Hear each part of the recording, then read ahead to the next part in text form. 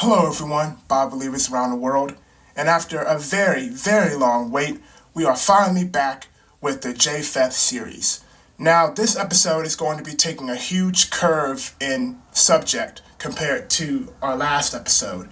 In today's episode, we're going to be discussing the enlargement of Japheth and the Japhetic peoples across the earth. And we're going to be learning it's a lot bigger than most people think. A lot of people, when they think of Caucasians, they only think of, blonde hair, blue eyes, white skin. That's all they think of. But the truth is, to be Caucasian, you don't have to be fair-skinned. You have some Caucasians who are directly related to the white Caucasians and share a common ancestor with them as they come from the same DNA haplogroup, but they are more tan in complexion. And that's what we're going to be talking about here, because you can't understand the full extent of Japheth's enlargement across the earth while ignoring these other Caucasians. So we're going to be starting off with the Indians, which is a huge shock, and it's going to be something really big to get into. And we're not just going to be looking at DNA. We also have some written sources that we're going to be looking at as well. Let's read the title. The Caucasian is genetically closer to the Indian than the Negro. You see, that's a hole in the East lost the white man doctrine. White people aren't related to black people, but they are related to Indians, though. Let's get into this. As you can see, we have the two faces of these two women. As you can see, the facial features are very similar. The noses, and the lip shape. All right, but let's go down here. Indians and white people share many genetic traits as well, such as straight hair, size of lips, like we just saw, body build, nose shape, just saw that, and even eye color, because albino Indians often have blue or green eyes, blonde hair, and white skin. As you can see, we have the Indian men with albinoism, and I gotta say, these two Indian dudes, like down here, look like any white guy I've seen at a truck stop in Utah. So that's very crazy right there. Let's go down. Most Indians are actually a part of the same DNA haplogroup as Caucasians, as they are both a part of the R1A haplogroup. So as you can see, the vast majority of India's population are Caucasians, aka Japhet. Now let's look at the haplogroups of Europe and see if we can find a match. If we go up here, we can see R1A. R1A is highlighted in yellow. There's a huge population of people from that lineage in Russia, Poland, Belarus, Ukraine, Sweden. There's a little portion in Germany. There's a portion in Austria. There's a portion in Sweden, Latvia. There's a portion in Hungary and Romania. So as you can see, and the thing about haplogroups are a DNA bloodline tracking certain peoples back to a common ancestor. Indians and so-called white people share a common ancestor. And this is very important because this is starting to show us the enlargement of Japheth. Yes, we have learned in past episodes that the so-called white man has enlarged, because what they don't talk about a lot in history is white people originally were small in number. They were small barbarian tribes that were spread across Europe and Asia, but they have grown in population a lot. So when you focus on white skin rather than the DNA and the ethnic features, you really miss out on how big Japheth is, because a lot of Japheth's descendants in modern times have been separated by these race scientists. They have come up with new terms to try and separate the Indians and many other people groups that we'll get into from your English white person. But in reality, these people are of the same bloodline and all come from Japhet. You see, we're learning right now about the Indians. And we're going to learn later on that the Latinos and the Brazilians, they are related to white people as well. And they are of the seed of Japhet as well. Alrighty, now this is a source. I want to stop by the Latinos for a little bit before I go into some written sources about the Caucasian-Indian connection a bit more. This is actually something I put together about the 12 tribes chart and how you can't say everybody in a country is an Israelite. Most Mexicans trace their DNA to haplogroup R1B and R1A, making them related to white people and sharing a common ancestor with them, while having zero connection to the Negroes of America. As you can see, R1B, R1A, we'll look at the European map, and we'll see that as well. Once again, these people are related. They share a common ancestor. A haplogroup is a bloodline that follows people back and links them up with having a common ancestor. All right, and we're really starting to see, and it's really, we're really starting to let the cat out of the bag on how big Japheth is, because a lot of us just think Europe and we think America.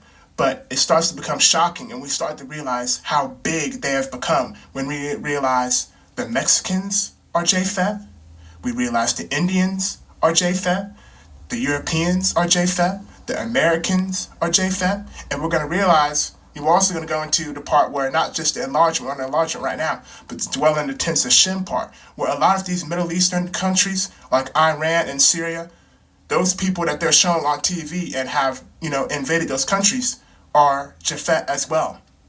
Because you look at the people now, and those are Turkish Japheth people who came in during the Ottoman Empire, and now they're Iran, and now they're Syria. And we're going to look at that too. And then you have the Afro population, who are the original peoples who were there during the Bible time. Because we forget how many times Japheth pushed into the Middle East. The Soviet Union went there in the 80s. America has been going there since like 2001, maybe even before that, 90s, 2001. And then back in history, we had the Ottoman Empire and had the British Empire. And then in the Book of Maccabees, we had the Greeks. So Japheth has wanted to have ownership and place his seed in the Middle East for a very long time. Even South Africa has a Japheth population. Okay, there you go. There's the R1B and the R1A in the Caucasian peoples that we just saw in the Mexicans. Now, I gotta make this clear. I'm not saying that every Brazilian, every Mexican, every Indian, every so-called Middle Easterner is a heathen from the line of Japheth. What I'm showing you guys is that the 12 tribes chart is false, and that you can't pick a random country on the map and say that everybody there is an Israelite. The scripture says that wherever Israel will be scattered, will be left few in number among the heathen.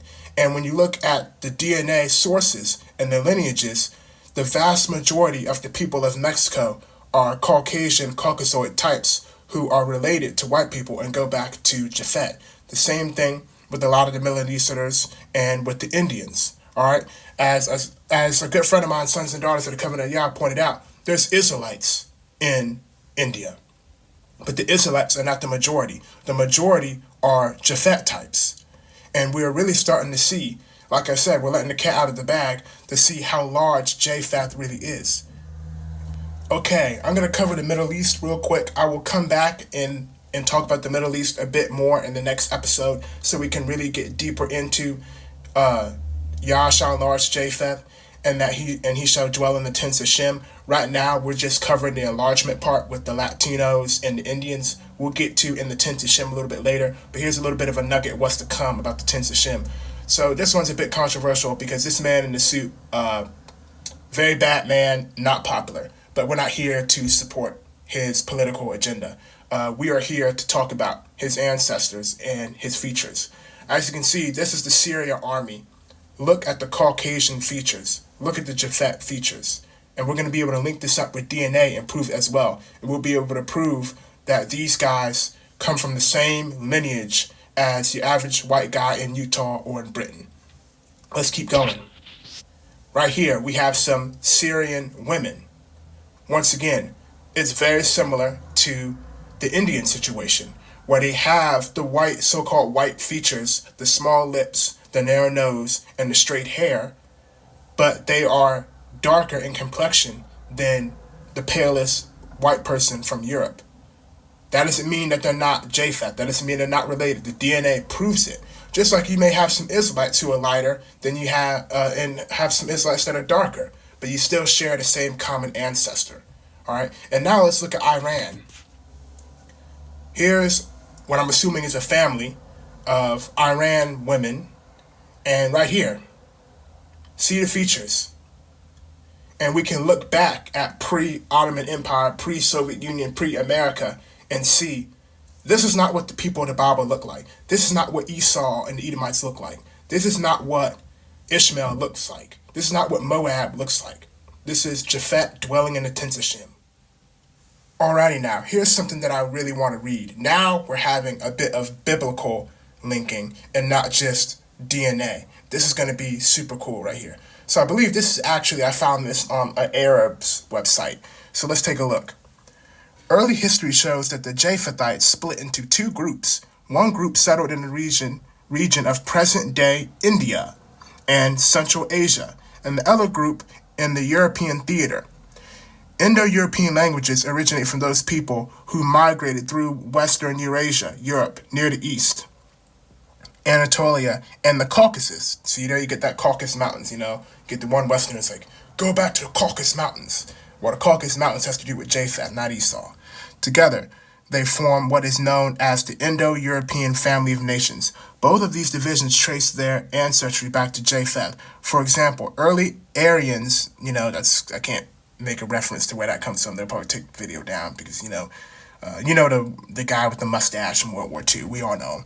Early Aryans knew him as, I'm going to butcher this really bad, Dispatchia, chief of the race. Greeks referred to him as Japheth as Leptos or Japhetos. East Indians called him Japheth or Pre-Japheth. Romans used Jupiter or Jupiter. The Saxons protruted his name as Japheth, or subsequently translated as Skeef. I know I butchered this really bad. But right there, we have Indians having a version of Japhet in their religion. Crazy stuff right there. One thing that I would also like to mention in this episode is how what we're learning completely destroys the Esau is the white man doctrine. Now, I like to keep my conversation about Esau low in this Japheth series because I don't want to get distracted and basically turn this into the Unmasking the Edomites series. But here's something I put together recently. Scripture tells us that the Edomites are a small nation of people, and this becomes even more clear when we read that King David killed every single male in Edom, with only Hadad and a few handmaids escaping. This would happen again to the Edomites multiple times, with Judas killing many of them in the book of Maccabees, and then in Jasher, the sons of Japheth killed Edomites as well. Let's go to Jeremiah chapter 49, verse 15, and see what it has to say. For lo, I will make them small among the heathen, and despised among men. So the Most High Yahweh gave us a nugget that the Edomites are a small nation of people, and they're not popular. I don't know about you guys, but you ever hear of, how people go crazy over Tom Cruise and Taylor Swift and these NASCAR drivers and all this type of stuff. So the being despised among men part already don't fit.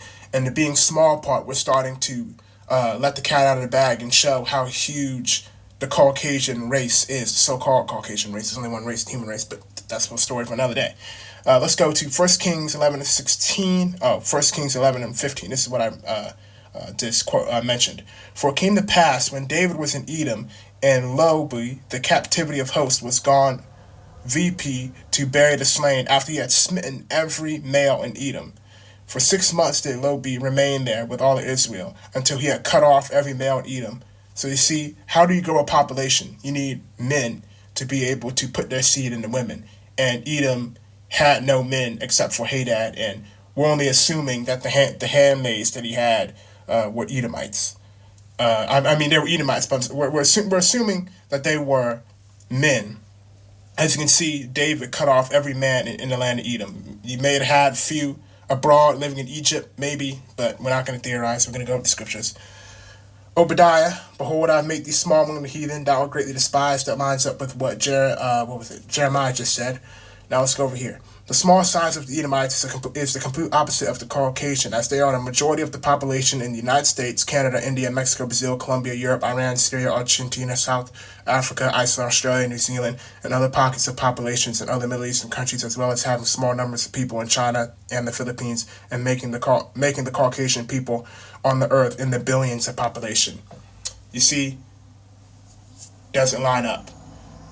The Esau is the white man doctrine doesn't hold up with scripture and with facts, which the scripture is facts. It don't hold up with DNA, it don't hold up with the scriptures, and it don't hold up with census reports, genetics, nothing. All it is a hate doctrine and something a stronghold meant to lead people astray.